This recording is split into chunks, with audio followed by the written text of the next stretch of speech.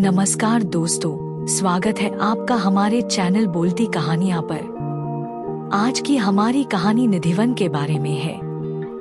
यह भक्ति, रहस्य और दिव्य हस्तक्षेप की कहानी है जो निधिवन की पवित्र भूमि पर आधारित है। एक शाम जब सूरज क्षितिज के नीचे डूब रहा था, गांव के एक युवा व्यक्ति अर्जुन खुद को निधिवन के बाहरी हिस्से में भटकता हुआ पाया। हवा में खिलते फूलों की खुशबू भरी हुई थी और वातावरण में एक अलौकिक ऊर्जा महसूस हो रही थी।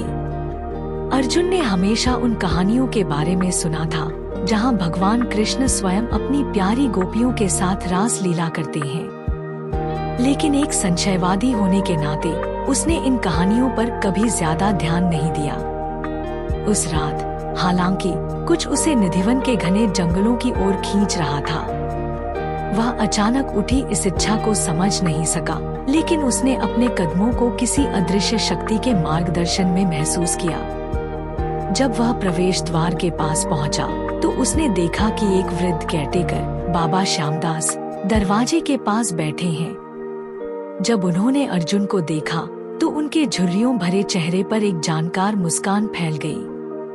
अरे जवान आदमी, बाबा श्यामदास ने उसे गर्मजोशी से अभिवादन किया। इस समय तुम्हें यहाँ क्या लाया है?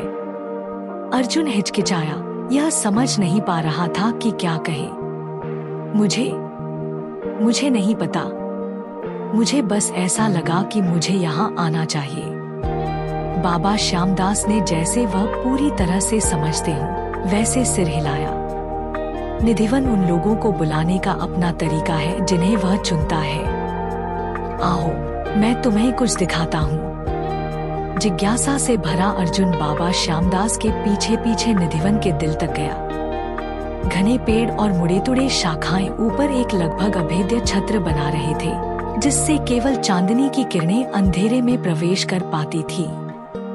हवा ठंडी हो गई और जब वे जंगल में और गहरे चले गए, तो रात की आवाजें धीरे धीरे गायब हो गईं। किसी भी समय की तरह महसूस होते हुए वे एक छोटी सी खुली जगह पर पहुंचे। केंद्र में भगवान कृष्ण को समर्पित एक प्राचीन मंदिर खड़ा था। मंदिर साधारण था, फिर भी उसमें एक गहरा पवित्रता का आभास था। बाबा श्यामदास ने अर्जुन को मंदिर की ओर मुख किए एक पत्थर की बेंच पर बैठने का इशारा किया। क्या तुम निधिवन की कथा जानते हो? बाबा श्यामदास ने पूछा। अर्जुन ने सिर हिलाया और अधिक सुनने के लिए उत्सुक हुआ।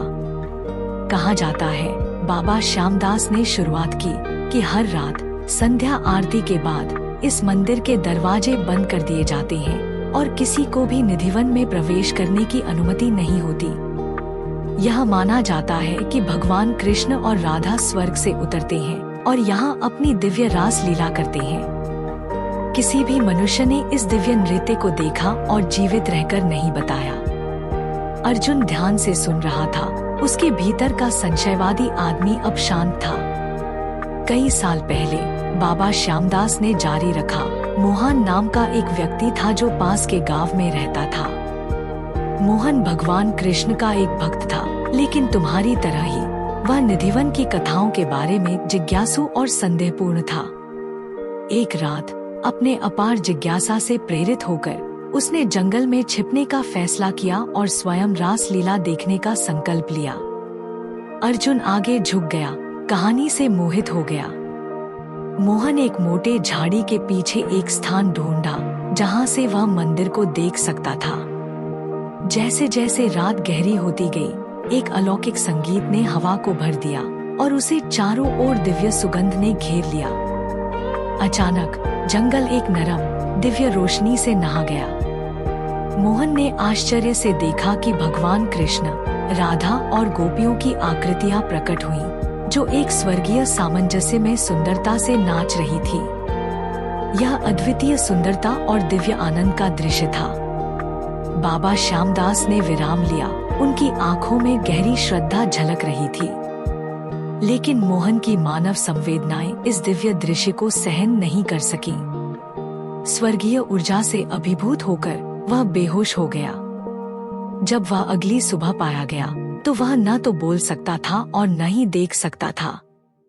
उसके परिवार ने उसे इस मंदिर में लाया और उसने अपने शेष दिन मौन भक्ति में बिताए, केवल अपनी खुशी और पश्चाताप के आंसुओं के माध्यम से संवाद किया। अर्जुन ने उस कहानी की गंभीरता को महसूस करते हुए ठंड महसूस की। क्या उसके बाद किसी और ने रास लीला को देखने की कोशिश की? बाबा श्यामदास ने सिर हिलाया। किसी ने साहस नहीं किया। गांव वालों का मानना है कि मोहन की नियति एक चेतावनी थी। निधिवन एक पवित्र स्थान है और इसके रहस्य मानवता द्वारा अनावरण के लिए नहीं है। यह दिव्य प्रेम और भक्ति का स्थान है जिसे एक दूरी से सम्मानित किया जाना चाहिए। जैसे ही अर्जुन निधिवन की शांति में बैठा, उसने अपने भीतर एक गहरा शांति और श्रद्धा महसूस की। उसके भीतर का संशयवादी व्यक्ति अब पवित्रता के प्रति गहरे सम्मान से बदल गया था। उसने महसूस किया कि कुछ रहस्य अनसुलझे रहने के लिए होते हैं और कुछ दिव्य दृश्य सम्मान के लिए होते हैं, न कि गवाह बनने के लिए। उस रात जब वह सितारों के छत्र के नीचे अपने गांव लौट रहा था, अर्जुन ने अपने भीतर एक परिवर्तन महसूस किया। निधिवन की कहानी ने उसकी आत्मा को छुआ था। उसे एक ऐसी आश्चर्य और भक्ति की भावना से भर दिया था जिसे उसने पहले कभी अनुभव नहीं किया था। उसने इस कहानी को दूसरों के साथ साझा करने का संकल्प लिया, न कि उनकी जिज्ञासा भड़काने के लिए, बल्कि उन्हें दिव्य रहस्यों के प्रति सम्मानित करने के लिए। इस तरह निधिवन की कथा पीढ़ी दर पीढ़ी जीवित रही, सभी को पवित्रता की भूमि पर भगवान कृष्ण और राधा की दिव्य उपस्थिति की याद दिलाती रही। सालों बाद जब मैं पैदा हुई, मेरे दादाजी मुझे यह कहानी सोने की कहानी के रूप में सुनाते थे। यह उनकी अपनी तरह से मुझे हमारी परंपराओं और दिव्यता के प्रति सम्मान और भक्ति की भावना सिखाने का तरीका था। आज मैं यह कहानी आपके साथ साझा कर रही हूँ। उम्मीद है कि यह आपके दिल को वैसे ही छुएगी जैसे इसने मेरा छुआ था और आपको उस दिव्य प्रेम की याद दिलाएगी जो हम सभी को घेरे रहता है, अक्सर सबसे अप्रत्याशित स्थानों में। निधिवन एक तीर्थ स्थान बना हुआ है, एक पवित्र जंगल जहां भगवान कृष्ण और राधा की दिव्य ऊर्जा मानी जाती है। गांव और भक्त दूर दूर से आकर अपनी प्रार्थनाएं करते हैं और आशीर्वाद प्राप्त करते हैं। निधिवन का हर दौरा मानव और दिव्य के बीच के गहरे संबंध की याद दिलाता है, एक ऐसा संबंध जो समय और स्थान को पार कर जाता है। अंत में निधिवन की कहानी केवल एक चमत्कार को देखने के बारे में नहीं है, यह हमारे दिलों में दिव्य उपस्थिति का अनुभव करने के बारे में है। यह हमें सिखाती है कि सच्ची भक्ति विश्वास और श्रद्धा में है, उन मौन प्रार्थनाओं में है जो हम करते हैं और दिव्य के लिए जो प्यार हम रखते हैं। यह एक ऐसी कहानी है जो हमें सांसारिक से परे देखने और आध्यात्मिक को अपनाने के लिए प्रेरित करती है, हमारे जीवन के हर पहलू में दिव्यता को खोजने के लिए। जैसे जैसे वृंदावन का गांव फलता फूलता है, वैसे वैसे निधिवन की कथा भी जीवित रहती है। यह लोगों के दिलों और दिमागों में जीवित है, उनकी प्रार्थनाओं और गीतों में, वे कहानियों में जो वे अपने बच्चों को सुनाते हैं। यह विश्वास की निरंतर शक्ति और भगवान कृष्ण और राधा के शाश्वत प्रेम का एक प्रमाण है। और जैसे मैं इस कथा को समाप्त करती हूँ, मैं आपको इस विचार के साथ छोड़ती हूँ, निधिवन का दिव्य प्रेम आपके दिल को छुए और आपके जीवन को खुशी और भक्ति से भर दे। अगर आपको हमारी कहानी पसंद आई हो तो चैनल को सब्सक्राइब करें और वीडियो को लाइक करें।